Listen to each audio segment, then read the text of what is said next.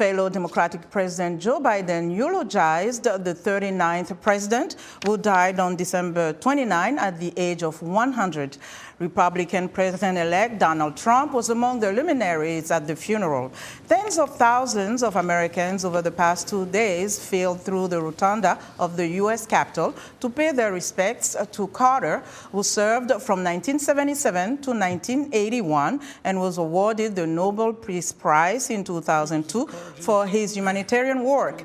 Washington National Cathedral has hosted the state funerals of Carter's immediate predecessor, Gerald Ford, and successor, Ronald Reagan.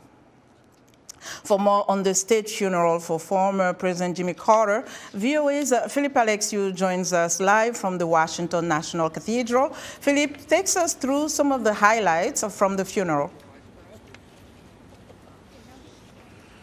Well, yeah, thanks a lot, Lenore. Glad to be here. The president arrived about an hour ago, and there's really nothing quite like a state funeral for the President of the United States.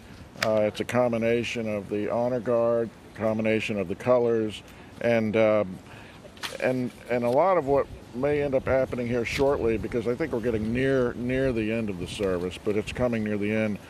The motorcade, when it arrives at 9:30, you have the Marine Orchestra and the Armed Forces Chorus performing a number of tribute songs.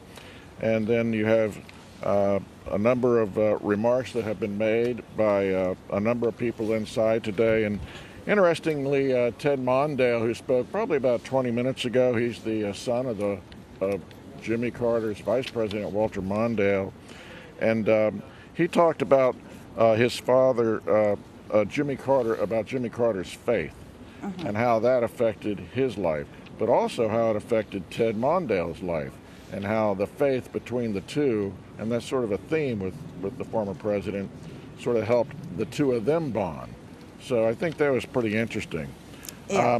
Some of the other things that have been said about the president are very warm, and we've pretty much got dignitaries here from all over. We have former presidents, I think you might have mentioned, President Obama and Bush and others.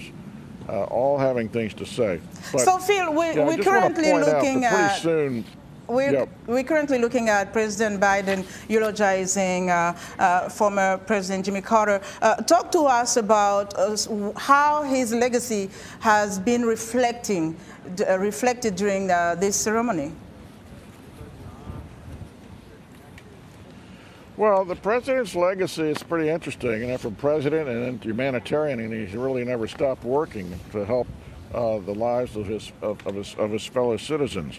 And when you listen to some of the people who spoke yesterday at the rotunda at the Capitol, I think it's kind of interesting at what a number of them had to say, especially Vice President Harris, who called for Carter's humility, his humility, to be a lesson to everyone. And then Senator John Thune, he talked about Jimmy Carter, how focused he was on making the lives of fellow men better. And President Biden, I think he put it very simply, saying that Jimmy Carter was a man of simple decency.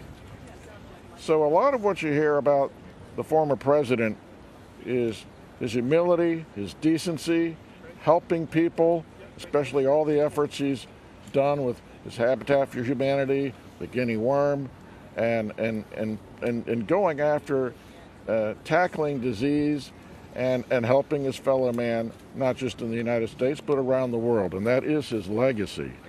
So we spoke with people outside the Capitol yesterday, and they also talked about his faith.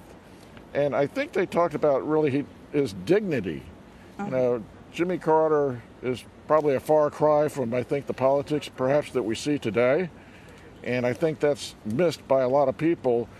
And it's been expressed by people who have come to pay their respects to him during these state visits.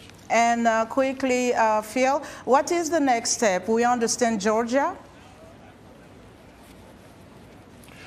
Yeah, so when this service ends, and the president is put, his remains are placed back into the hearse, he will go to joint Andrews, Joint Base Andrews, and he will fly down to Georgia, and he will have a motorcade there, and people down in Plains, Georgia, in his hometown, are invited to be a part of this motorcade.